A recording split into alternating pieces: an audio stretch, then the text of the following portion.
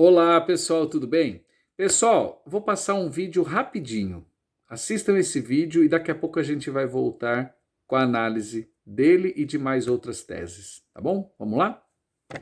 Eu vi aqueles militares todo fardado, verde oliva, capacete, aquilo me entusiasmou. Mas lá eu acabei com o meu futuro. Olha, nós fomos, primeira vez, foi fazer a segurança. Vi muitas pessoas torturadas. Nós tirava cipó, não sei se alguém daqui que está na plateia talvez conheça, de Mororó. Isso era para bater neles, era amarrado. A tortura era tanto para quem estava apanhando, para quem estava fazendo a segurança ali naquele momento. Eu fui um dos sentinelas que olhou a Dina, que é a Thelma, esposa do Elmo, dia 7 de setembro de 1974. Eu vigiei ela após as 22 à meia-noite. Aí fomos trocando de plantão, né? De manhã, ela foi entregue pela nossa guarda para o general Hugo Abreu, Major Curió, general Ferraz da Rocha, encapuzada. Mais ou menos 8 horas da manhã, que foi após o hasteamento da bandeira, foram lá, conversaram com ela, voltaram novamente, entregamos ela lá no aeroporto para o... Eu posso falar o nome, que eu não vou ter medo de falar o nome dele. O Capitão Cabral. E ele voou com ela com o Carrasco. E voaram com ela 20 minutos. Esse voo de 20 minutos, disse que ia a Brasília deixar ela. Mas não era, foi jogada de cima. Como era a prática deles, jogada de cima do helicóptero. Foi jogada lá dentro do rio Araguaia, na cachoeira que tem lá. Essa noite eu sonhei com ela. Eu sonho direto. Não só com isso, como cabeças que eu peguei cortada. Eu sinto, tem hora que parece que o sangue está correndo na minha costa. Isso há 40 e poucos anos. Esse negócio de teve combate de selva, não teve. Isso foi mortos todos quase dentro das bases, cortadas as cabeças dentro das bases, cortadas as mãos e tirado o sangue para fazer a impressão digital dentro das bases. Olá pessoal, tudo bem? Como vocês estão se sentindo depois desse vídeo que vocês acabaram de assistir? Eu confesso que eu me sinto mal, me dá uma náusea esse tipo de vídeo, esse tipo de conteúdo, mas nós precisamos enfrentar. Recentemente teve um programa no Fantástico, alguns pesquisadores, pesquisadoras trataram desse tema, e a Lilian Schwartz, não sei se assim pronuncia o nome dela, mas ela falou uma coisa importante: não falar sobre a violência que não vai resolver. Então veja, nós somos ou não somos violentos? Não passaria pelo... nós não passaríamos no teste numa simples briga de trânsito, como disse as pesquisadoras ali naquele programa do Fantástico, em que a Lilian participou. E eu vou dizer mais, basta a gente olhar algumas estatísticas, né? A gente olha estatísticas do tipo, as mulheres, uma média de 10 a 12 mulheres são assassinadas por dia no Brasil. Uma mulher a cada 10, 11 minutos, ela sofre algum tipo de violência. Talvez a duração desse vídeo vai ser o intervalo entre uma mulher espancada, violentada e uma outra. Isso é terrível. Então, quando alguém fala, não, o brasileiro é um país, o brasileiro é um povo pacífico, não somos. Eu não vou entrar na questão da historiografia brasileira, né? Tem muitas revoltas aí, rebeliões que a gente poderia falar, Guerra de Canudos, Guerra dos Farrapos, a Revolta dos Marinheiros. Olha, essa é uma história muito chocante, né, de como, do racismo dentro da Marinha.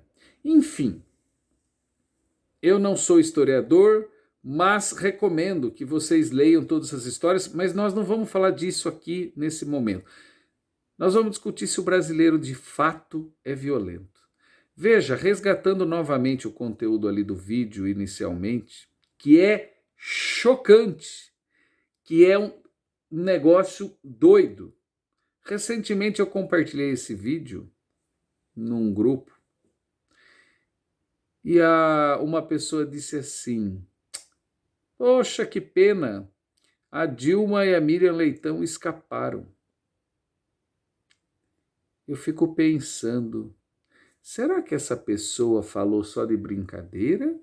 Ou ela é tão perigosa, ela é tão violenta como o comentário que ela fez? Será que ela tem dimensão da violência que ela comete quando ela diz isso? Isso é equivalente a quando algumas pessoas dizem que bandido bom é bandido morto.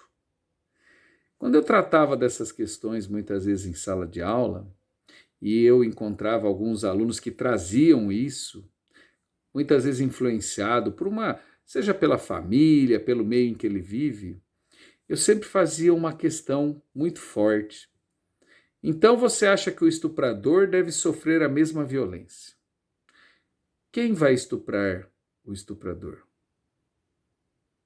Ou você vai terceirizar? Então, uma das características normalmente que tem essas pessoas muito violentas é a covardia. Porque ela quer que o outro faça isso, né? Ela quer que o outro que já está destruído psiquicamente estupre por ela. Ela quer que o outro mate por ela. Mas, de qualquer modo, eu quero pegar uma outra questão importante de como, até foi uma das perguntas que foi feito nessa reportagem, será que nós estamos banalizando ainda mais, nós estamos mais violentos ou nós estamos gravando mais? Isso me fez lembrar de um outro caso, que é o caso do Genivaldo. Um cidadão que vinha numa moto, de bermuda, camiseta, chinelo, foi parado pela Polícia Federal. Os policiais todos armados, fardados, e executaram o Genivaldo. E depois colocaram ali no seu relatório, aquele que entrega lá na chefia, que ele estava vivo, ainda que teve uma resistência e tal, alguma coisa do tipo, enfim. Se não fosse a gravação dos cidadãos comuns que estavam ali, provavelmente passaria a história de que ele tivesse resistido, feito alguma coisa. Olha, o mínimo que se espera nesse caso do Genivaldo é que esses policiais sejam, primeiro, exonerados. Não, primeiro de tudo que eles sejam julgados, conforme manda a lei. Mas por aquilo que fizeram, é no mínimo a exoneração e a prisão. Porque, e assim, eles executaram a sangue frio. Eu pergunto, o que vocês sentiam? Eu agora, enquanto falo sobre isso, me dá um embrulho estômago, uma náusea, um negócio horrível. Você vê um cidadão que teve coragem de fazer aquilo. 3 cidadãos que estão lá para nos proteger e executaram à luz do dia um cidadão. Qual era o motivo para fazer aquilo? Agora, qual vai ser a desculpa? Não sabia que aquele gás poderia matar a pessoa? Quando o Genivaldo está ali se debatendo, gente, pelo amor de Deus, com as pernas. Enfim, quantos disso a gente tem, se a gente for buscar nesse Brasil, nessa história de tudo?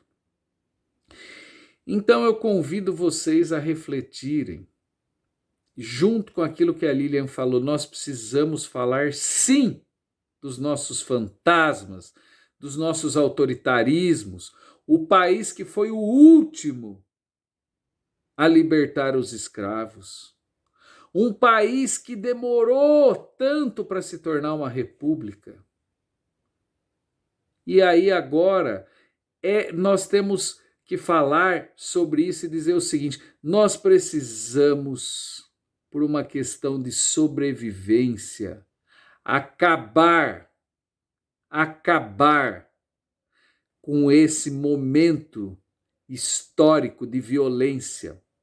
Porque neste momento nós somos governados por esse alter ego do brasileiro, que está ocupando Brasília, que só vomita violência. Quando o jornalista vai perguntar para ele, lá no momento da pandemia, ele fala, e daí? Não sou coveiro. E daí? Eu sou Messias, eu não faço milagre. Ele riu das pessoas. Oh, eu estou com Covid. Quem não vai lembrar disso? Ou seja, nós precisamos mais do que nunca. Eu acho que esse é o momento de expurgar, de depuração, para que a gente elimine e a gente volte à normalidade da nossa vida política, na qual nós vamos discutir se a política pública é boa ou não é boa, se tal desvio de conduta ali ou aqui ou acolá deve ser punido, de que jeito, como que nós vamos fazer para ter os pesos e contrapesos da nossa democracia. Nós nos perdemos quando elegemos esse sujeito. Eu falo nós enquanto povo. E, lamentavelmente, ainda temos 30%, 35% de pessoas adultas que assim pensam. Essas pessoas estavam escondidas. Elas saíram das catacumbas no momento que esse sujeito saiu falando, vomitando tanto ódio em cima de nós. Eles estavam, sabe o tiozão do churrasco? Estava mais ou menos quieto, já estava envergonhado, não tinha mais coragem. Ele legitimou com as suas grosserias, com as suas, mais que grosserias, com as suas violências diárias, com as suas mentiras, uma política que é feita só com mentiras, só na base do fake news. Então veja, mas nós precisamos enfrentar esse problema. Porque, na verdade, mesmo com a derrota desse sujeito nas eleições, o serviço não vai estar pronto. Porque ficarão aí 1/3 do eleitorado achando que esse sujeito é mito. Então, vai ficar vivo. E nós precisamos pensar pedagogicamente em ações que ultrapassem a barreira da institucionalidade. Só pelo Estado não é possível. Só pela educação não será possível. É possível que a sociedade como um todo reflita para que a gente diminua cada vez mais a quantidade desses neurastênicos, desses malucos que acreditam que é pela violência, pela narrativa da violência, pela ação da violência. Olha, a gente vê até uma das cenas que mostra um motorista de ônibus sendo agredido porque o ônibus encostou no carro dele. Esse tipo de coisa está cheio de acontecer. Acontece o tempo todo. Mas isso aumentou. E é essa minha tese central. Com a eleição desse sujeito, a escalada da violência aumentou. E é por isso, e isso é um perigo, porque também tem um outro detalhe, é mais de 1 milhão de armas nesses últimos 3 anos. Nós temos que tomar muito cuidado com isso, inclusive. Muita paz, muita tranquilidade nesse ano, principalmente ano de eleição. Mas, se nós queremos que nosso país minimamente volte à normalidade, nós precisamos enterrar de vez esse projeto político, a necropolítica que esse sujeito implanta a cada dia com o nosso dinheiro. Isso é minimamente o que temos que fazer, mas temos que continuar vigilantes, fazer uma política mais participativa. E eu espero que dessa vez a gente consiga fazer, que nós sejamos capazes de fazer uma política muito mais altiva e não passiva, esperando simplesmente que o Estado vá resolver, até porque o Estado não vai resolver todas as questões. Ele vai desenvolver políticas públicas, uma aqui, outra lá de inclusão, que são importantíssimas, principalmente para a gente tirar esses 33 milhões de pessoas que voltaram ao mapa da fome, para pelo menos dar comida a elas, mas isso ainda não será o suficiente. Então é isso. Eu queria dizer que sim, a violência é algo que nos acompanha historicamente há muito tempo. Isso se deve, inclusive, à maneira como o nosso país foi construído e ainda é construído, mas dessa vez Pela via democrática nós legitimamos. Então, pela via democrática nós temos que deles legitimar, tirando de uma vez por todas esse sujeito que tomou de assalto Brasília. Gente, muito obrigado. Compartilhem e vamos fazer um debate, vamos ampliar esse debate.